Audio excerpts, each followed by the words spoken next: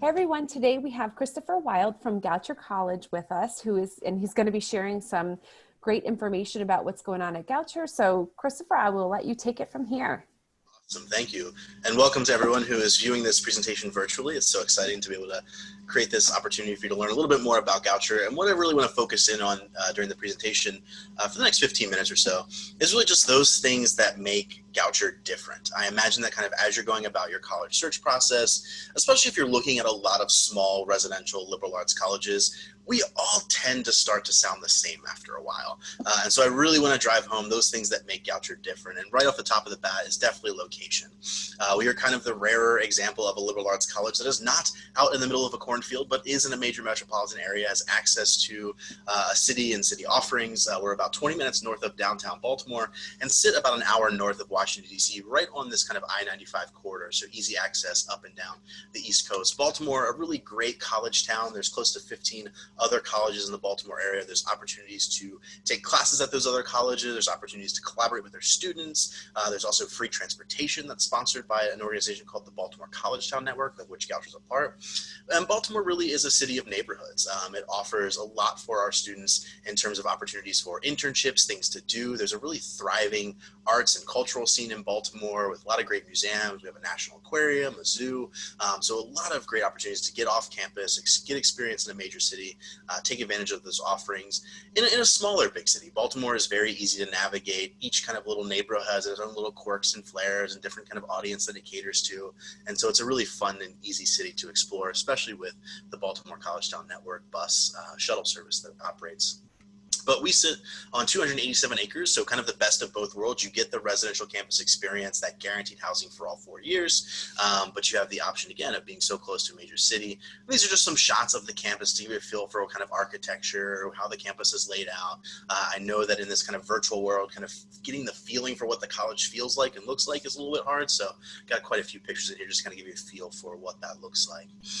In terms of just kind of some overview, just the facts, kind of give you situated on what Goucher is like. We have about 1,400 undergraduate students, 1,400, and our classes are going to average about 15 to 20 students. So small classes, you do get to know your professors. They're going to be the ones teaching the classes, not teaching assistants or grad assistants.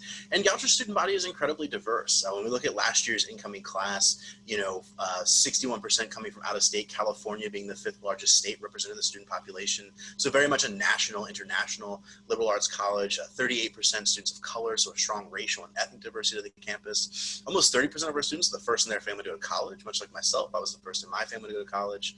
And 40% of students identifying under the umbrella of LGBTQIA+. So Goucher's a really diverse campus, got the multiple ways of looking at and assessing a college's diversity. And that's really important for you as students. We recognize that the #1 skill employers are looking for is the ability to solve complex problems in groups with people who are different from yourself. And so having students who have different backgrounds, who come from different places, adds to those conversations that you're having in the classroom. It adds to that perspective that you can learn from, and ultimately helps you work in developing that skill set of solving complex problems in groups of people who are different from you. One of the things that sets Goucher apart from other liberal arts colleges is how we approach the traditional kind of core curriculum. We call ours the Goucher Commons. And that's because most colleges, most liberal arts colleges, still operate under a model called distribution requirements, where you're required to distribute yourself amongst a bunch of different disciplines. And so you take a science and a social science and a this and that, and you get this laundry list or this checklist of things you have to do in order to graduate. And at the end of that, we say, congratulations, you've done it, you are well-rounded, hooray. And really where colleges fail to make the connection is in making the connection, right? In seeing how these different disciplines come together, how can they be applied to one topic or one issue? And so at the core of our curriculum are a series of seminar classes. The first one you're going to take is during the first semester of your first year, and we call it the first year seminar. It's very creatively titled. And this is that traditional introduction to a college level seminar discussion-based class, right? It's get you used to what are the expectations, the workload of a college classroom, while also doing a couple of other things, right? One of the things is we've recognized that in a majority of high schools, particularly in the United States, they have done an excellent job at killing your passion for learning, that because your entire 9 through 12 experience has become so hyper-focused on preparing for the test that there haven't been opportunities to do a deep dive into a topic just because it sparks an interest or it sparks a passion. And so with the first year seminar class, there's 26 different sections and each one is different, allowing you to make your choice as to which first year seminar class you want to pursue. We've offered classes on apocalyptic arts and to reach the apocalypse, what is free speech, the secret life of puppets, which is the history and culture of puppetry as a storytelling medium, genomes for jocks and docs, which looks to see is there some sort of connection between genetics and athleticism. And while we're getting you excited about learning, we're doing something else. We're not only showing you what our faculty think about, but more importantly, we're showing you how. We recognize that our job as an institution is to prepare you for the jobs of the future. And the only thing that we know about the jobs of the future is they don't exist. They haven't been created yet. We haven't discovered them. And so what we really need to do is prepare you to become strong, self-regulated learners. So that as new things are invented or created, you're able to adapt and grow and change. And if that's what our goal is, then we need to model that behavior. This first year seminar class also sets the table for these complex problem explorations, or the CPE classes. And these are at the core, the very heart of the reimagined curriculum. And that you'll take 2 of these classes, each focusing on a different complex issue or complex problem, but going about an interdisciplinary exploration of that topic. I think these are some of the coolest classes offered on any college campus. And I think one of the exciting things is it takes those really fun and engaging seminar classes that a lot of institutions you have to wait until junior or senior year to get to and brings them to the front of your experience. Give you an example, we offered a class in a prior term called Nations, Borders, and Immigration that brought in history, political science, international relations, sociology, anthropology, and economics all into that one class to come to a really nuanced understanding of immigration, which is a very complex issue. There was another class called Embodying Lemonade that looked at Beyonce's album Lemonade from the perspective of her as a Black feminist icon and compared it to the works of historical and contemporary Black feminist writers, authors, poets, musicians, artists, with kind of the central question being this idea of the politics of bodies. What does it mean for a woman of color to make an artistic statement? How is that looked at, viewed, and interpreted by society? Additionally, as part of the curriculum, we know there are skills that employers and grad schools are looking for that are important across majors, across disciplines. And so we've created these areas of proficiency, namely data analytics, foreign language and culture, and writing. And one of the things I particularly love about the data analytics and writing requirements are you're required to take 2 classes. And the second class is embedded within your major or embedded with a field of study. So if you're like me and you sat in the back of statistics class and said, why am I taking this? When am I ever going to use this? That second class is answering that question of this is exactly how you're going to use this and why you're going to use this. Additionally, we've made commitments as an institution to 2 areas of justice. Justice amongst the natural world, which is an environmental sustainability requirement, and justice amongst people, which is a race, power, and perspective requirement. These are not kind of take the class, check the box, meet the requirement. These are meant to be themes that you continually encounter all throughout your time at Goucher. Just to give you a feel for some of our classroom spaces, again, trying to bring that kind of campus kind of feeling alive for you in this virtual format. Here you can see a traditional lab space. We do have an outdoor classroom, which is a great space on a nice day like today. Hopefully it's a nice day when you're watching this. And the outdoor classroom will seem appeasing. And then here's a shot of one of our sculpture studios. So just give you a feel for some of the classroom environments. We offer over 25 different majors, as well as a handful of minors, which I'll show in a second.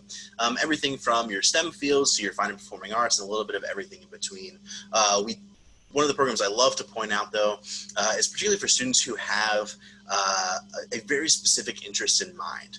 You might be a great candidate for the individualized interdisciplinary major, which allows you to take 3 or 4 of Goucher's programs and create your own major with the help of a faculty advisor. So you're able to pull from these different disciplines. Many of our students choose a double major, have a major and a minor, a major and a handful of minors. And so there is a lot of ways of kind of combining your academic interests. Additionally, we offer a handful of standalone minors. These can't be done as a major, but are a way to add to that kind of curricular experience on campus. One of the things that we are probably most well known for is the requirement that all students study abroad. We offer over 65 different programs in over 36 different countries. Asia, Africa, Europe, Australia, New Zealand, Central and South America are all represented. Pretty much anywhere in the world except for Canada, Mexico, Antarctica, and North Korea, which, not the safest place to go.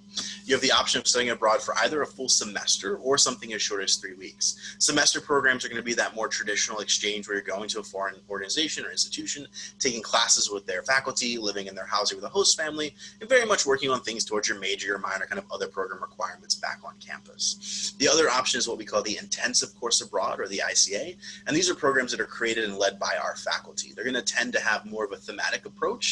Some of them are kind of singular discipline, many of them are interdisciplinary. For instance, we have a really cool program that's a joint effort by our Spanish language major and our environmental studies major that goes to Costa Rica. And so it's part language immersion program, continuing to work on your Spanish language skills, while also learning a little bit more about the environmental impacts of development in Costa Rica. So as they continue to construct and build within the country, how is that impacting the environment?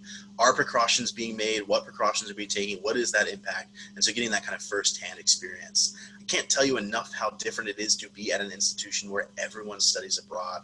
It definitely changes the kinds of conversations we're having on campus, that things all throughout your 4 years at Goucher take on much more of a global perspective or a global feel. And so again, programs all across the world, all across different countries throughout the world. And so just some really great opportunities to get that kind of firsthand global experience as part of your time at Goucher. And what better time in your life than as a college student to go off to a foreign country and live there for 15 weeks. There really is no better time in your life for that. I do want to just point out that there are a number of student-centered resources to help you throughout your time at Goucher. Every student is assigned a professional pre-major academic advisor who works with you until you declare a major, which you're not required to do until the end of sophomore year. There's also a pre-med, pre-health advisor who works with our students who are thinking about that med school, kind of med school track or pharmacy track or dental school track, and they really serve as your partner in the process. Academic Center for Excellence, Quantitative Reasoning Center, and Writing Center kind of serve as our academic support services. The Academic Center for Excellence would also be the place where students who have a documented learning difference would go for accommodations or additional support, but it is open to all students regardless of whether or not a student has a learning difference. And then Navigate is a really cool mobile application that is available to our students where they can make appointments with their professors, as well as different offices on campus, and also serves as a feedback tool. So professors provide commentary periodically throughout the semester about how you're doing in your classes. We are a residential campus. We guarantee housing for all 4 years, and we expect our students to live on campus for all 4 years. We've done some recent construction projects, creating a first-year student village as well as a new dining center, with really the emphasis of the focus being on spaces that build and foster community and conversation. We've recognized that as much learning that is happening in our classrooms is also happening outside of the classroom, and so creating spaces to better foster that. The Center for Race, Equity, and Identity works with students from underrepresented and marginalized backgrounds. This is where you would find support services for students of color, LGBTQIA students, international students, first-generation college students, as well as students who are Pell eligible. So there are support staff team members there that work with students, as well as this is where the clubs and organizations and identity groups would be housed. And so great ways to get engaged and connected. They plan a lot of really great events throughout the year. Additionally, we have over 60 different clubs and organizations to get involved and engaged with, everything from clubs based around majors, causes, social movements, shared interests. So there's lots of ways to get connected and engaged. Our student engagement team plans really fun social activities like comedians, bands, magicians, and movie nights, ice cream socials and dances, and a recreation and wellness office that supports fitness classes as well as club sports and intramural sports. So this is a shot of the interior of our brand new first-year student villages. Again, as I was just saying, design focused on creating spaces that foster community engagement, conversation. You see a lot of plush seating, places to hang out, and just get to know each other. Interior shot of one of the residence halls rooms, just so you can see what a room of a typical first-year student would look like. Here's a shot of our dining hall, brand new dining hall. This is actually the most popular station of the 8 in the dining hall, craft.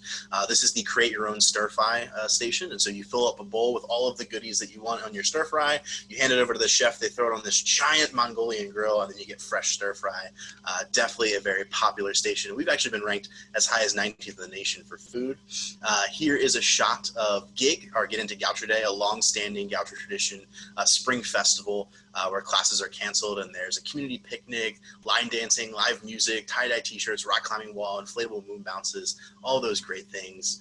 We also have events that have more of a purpose. This is a shot from a voter registration drive we did 4 years ago where they did t-shirts and cotton candy and signed students up to vote. And very excitingly, we were found out after this that we were one of the top colleges in terms of participation in the election that year. So great effort and great turnout by our students. a shot of our fitness studio for those fitness classes. Additionally, we are an NCAA Division III institution. We offer over 20 sports, and we are a part of the Landmark Conference. I love being a part of the Landmark Conference because it is a conference of similar size schools. It allows us to be competitive within conference. For instance, our men's tennis team four-peated the conference championship. Golf won in their first year of being a team. We've had a history of success in lacrosse and soccer and in basketball. One of the really exciting things is we have a lot of new coaches who have just joined the team or just joined the campus in the last, I would say, 2 to 3 years. And so they're really working on building their teams with their kinds of players. And I'm really excited for the future of our athletics with this new leadership. Additionally, we do have a varsity equestrian program that is part of the IHSA, the Intercollegiate Horse Show Association.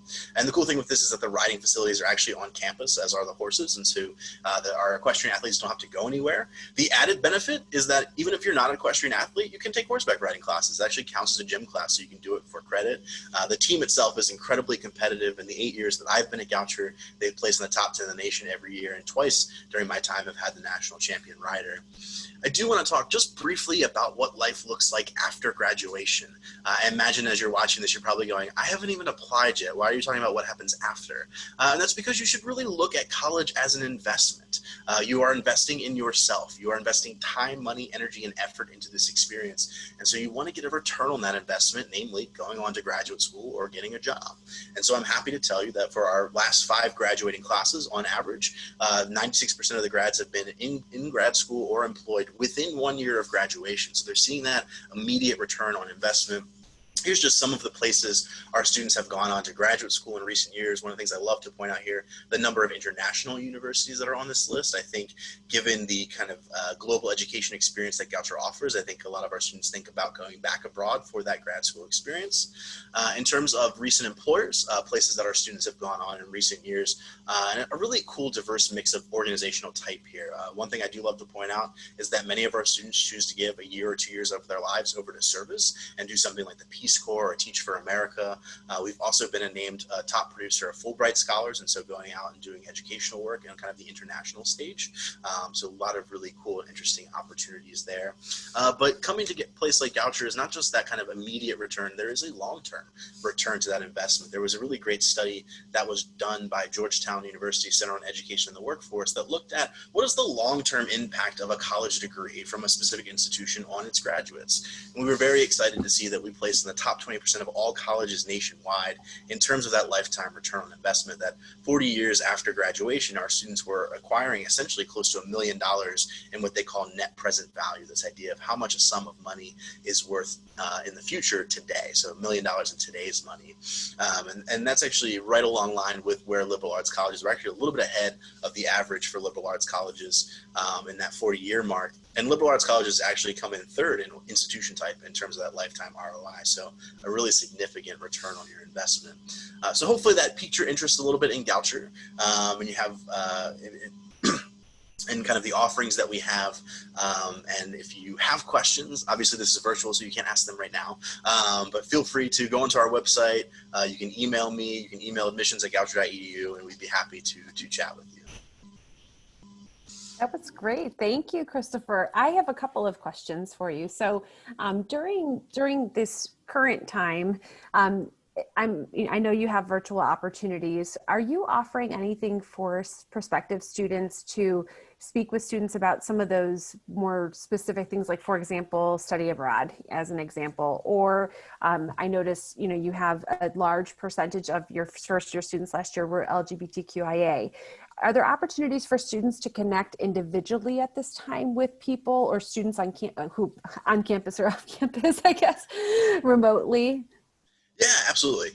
So we have this feature on our website called Ask a Goucher Buddy, and you can go on there, create a little profile, and it allows you to have a sort of live chat. It's not always necessarily immediate response, but usually within 24 hours, the student will get back to you. But it allows you to chat directly through our website with current students. You can go on there. It gives you the profile, kind of what they're majoring in, where they are in their experience, a little bit about them and their interests, and so you can try to find a student who shares similar interests to yours and chat with them there. And then I also know we'll be rolling out, particularly in this fall of 2020, some virtual student panel opportunities to meet with our students and kind of ask questions in either Zoom format or through the chat in a Zoom feature. So keep an eye on our website for those additional offerings as well. Cool. That was not even a planted question. So it's great that you, I love that you have that on your website. So that was not the answer I expected, but I love that. It's a really good idea. Laura, do you have questions for Christopher? Are there things that he didn't touch on that you want more information about? Yeah, so I love the city of Baltimore. I haven't actually been to Goucher, but I love the city of Baltimore. And so I'm sure that the students must be able to take advantage of all that Baltimore has to offer. But in a more formal capacity, are there internship opportunities or connections through classes that out into the city? Yeah, that's an excellent question. So there's a couple of ways of going about it. Internships are definitely a big way of getting connected with the city and different organizations within Baltimore. We have a pretty wonderful career education office that works with our students in terms of resume critiques and mock interviews, cover letter critiques, but they also operate a kind of internal website we call Goucher Recruit, which allows internship providers and employers to post job and internship opportunities to this site and allows our students to apply directly through those. So that is a really nice way of kind of getting connected through internships. Another big way is through our community-based learning office, which I think other colleges would probably call their community service offices, and we very intentionally don't, because what we've done is really thought about how can we leverage our staying power as an institution to commit to long-term sustainable projects and partnerships with different community organizations and community partners. And so we have about 9 signature weekly programs that we run where we are very intentional that we've created these partnerships that they're long running. And we actually ask our students to make those same commitments, that if you're going to commit to doing community-based learning, committing to one site and one partner for the duration of a semester at least. And so I think one of the really cool things for our students is they're able to commit to for a full semester or for their entire time at Goucher if they really enjoy the program. And so we have a partnership for middle school mentoring. We have a partnership with a therapeutic horse farm, a men's and women's shelter. One of the really kind of unique options or engagement opportunities for our students is the Goucher Prison Education Partnership Program. We're one of the few colleges, not only in the state, but in the country, that is able to go into prisons and offer an undergraduate education to prisoners in both a men's prison and a women's prison here in Baltimore. We actually are also part of a pilot program where we're able to give them federal aid. And so our students are able to serve as tutors and work alongside our faculty in the prisons and kind of give back to the broader Baltimore and Maryland community. So there's a lot of ways to engage. And then also some classes will be designated as community-based learning classes where there will be kind of going into the city or going into a surrounding area as part of that classroom experience. Wow, that's wonderful. None of these questions were planted, they're just things that we offered. And I agree. I really like the city of Baltimore too. I think that, and at the beginning, one of your first slides where you talked about the number of higher ed institutions in the area and how that, lends itself to opportunities for students in so many ways other than even just socially. There's so much going on. It's a really vibrant area. So, and really different kinds of institutions too. I mean, that's the other thing is that the institutions around there are not all the same. So it's a great opportunity. I mean, going from, you have Johns Hopkins University, which is a premier medical program and kind of science programs, among others. But then you have the Maryland Institute College of Art, which is very much arts oriented, and everything in between. I mean, there's a lot of really great organization or institution types in the Baltimore area. There's actually close to 160,000 college students in Baltimore. And so it is very much got a college town vibe and a college town feel. That's great. Anything we didn't ask or any other things that, what didn't we ask? No. Always the great catch-all, what did you miss? I'm trying to think if there's anything. I can't think of anything offhand that we didn't kind of cover either in the presentation or through the questions about Goucher that strikes me as kind of we missed this big thing. I think one of the hard things is just kind of getting a sense for it. And so I encourage students to sign up for these kind of virtual programs, meet with students, chat with the Goucher Buddy. If you're able to visit the campus, we are open for limited visits on Mondays and Thursdays, but take advantage of those virtual offerings and hopefully come spring semester, we'll be able to offer some more in-person stuff. But take advantage of this virtual format and get connected with us. We're always looking to answer questions and kind of bring that Goucher experience to life for the students who are interested in looking at us. Well, we're very appreciative. I know this is a busy time for everyone in higher education, of the crazy busy time with lots of uncertainty involved. And so we're really appreciative that you took the time to share all of those great pieces of information and updates with us too. I think it's valuable for students to be able to explore students from afar like this. And this is one of the things that I think is actually a benefit of our current times, is that I think students are having the opportunity to explore more institutions than things that are like right in their backyard. For example, they're doing everything remotely, so this is normal to be able to explore places outside their geographic boundaries locally. So thank you for taking the time, Christopher. And anybody watching, if you have questions about Goucher, make sure you explore the website. Ask the Buddy on the website, which I love. That's a great idea. And reach out to the admission staff if there are questions that you have. They're clearly very welcoming people who would be happy to answer anything that comes up. So thanks, Christopher. We appreciate it. Thank you. Thanks for having me.